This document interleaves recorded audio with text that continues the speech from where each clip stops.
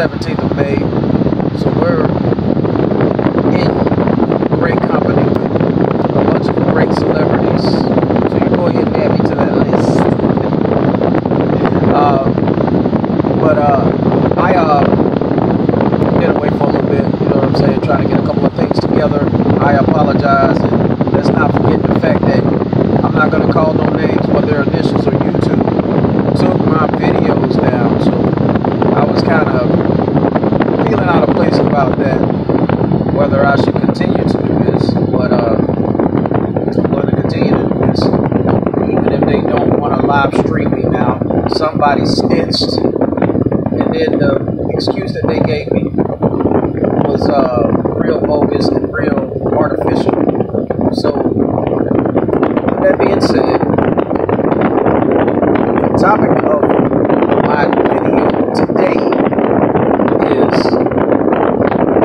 athletes that you think are underrated, but they're really not. I'm going to be the athlete's attorney today. So court is now in session, and we will start it off. Okay, a lot of you people consider underrated athletes people that don't get enough credit for being good in their sport. But you look at it, some of you guys don't understand what it is to be underrated.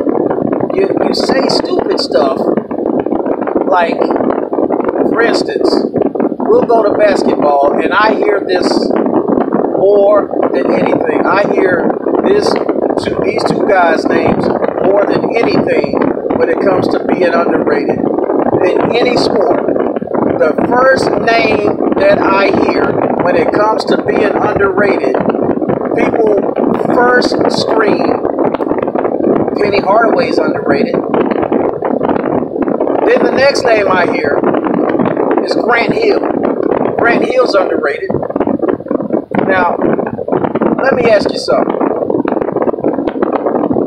Besides being a member of the Orlando Magic, what does Penny Hardaway and Grant Hill have in common? We're going to close the case. The defense is going to rest its case right here. What does Penny Hardaway and Grant Hill have in common other than playing for the Orlando Magic? You don't know? I'll answer it for you. They both were injury prone. They both were injury prone. They stayed injured all the time. So that is the reason why people say that they're underrated all the time. No, they were not underrated. They stayed injured. It is not the basketball gods' fault that these guys stayed injured. If they would have stayed on the floor, maybe they wouldn't have been injured all the time. I mean, if they would have stayed on the floor, they wouldn't be underrated all the time. You know what I'm saying? These are two of my favorite all-time basketball players. People like that. Well, for instance, I don't know who you guys consider underrated, but those two are not. People say stuff like Grant Hill. Even some people I hear people even say Tracy Mcgrady underrated. No, they were not. Was not.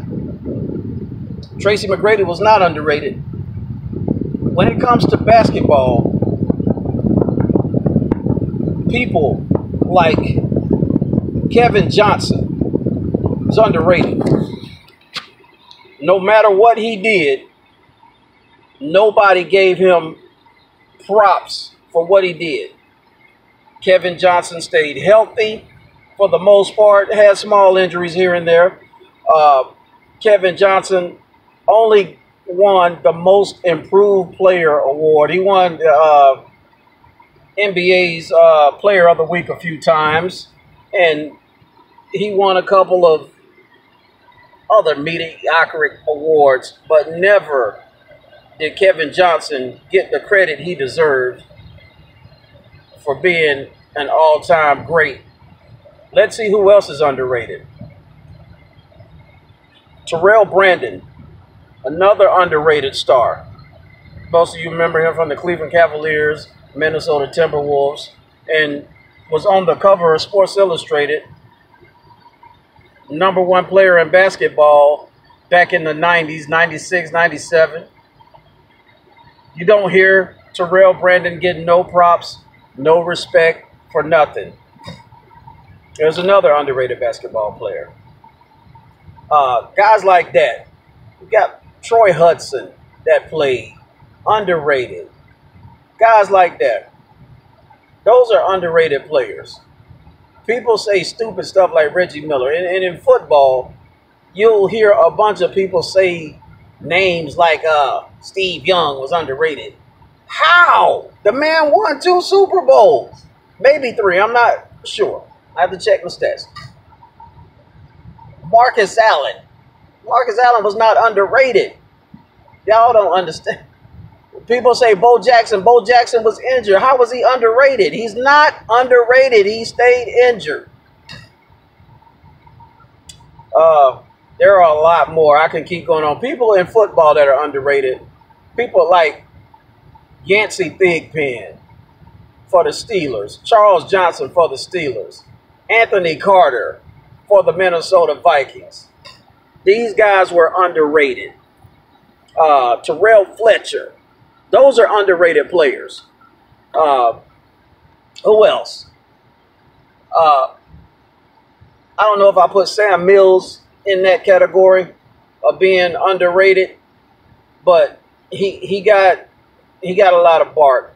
I mean, guys like that, man. I mean, guys like that, and like underrated players on defense to me be like guys like Charles Johnson. I mean, not Charles Johnson, but Tim Bowens from the Miami Dolphins. Place like that. People like that. Zach Thomas is not underrated. He was just on bad teams. So, you know what I'm saying? Like Cam, what's my man name? Cameron Wake for the Miami Dolphins. It's not underrated. He's just on a bad team. So y'all need to start getting the gist of what it is to be underrated and unfulfilled. You know what I'm saying? Like Simeon Rice, he was on a bad team forever in Arizona. And when he got over to Tampa Bay, where the defense was gangster, he represented. You know what I'm saying?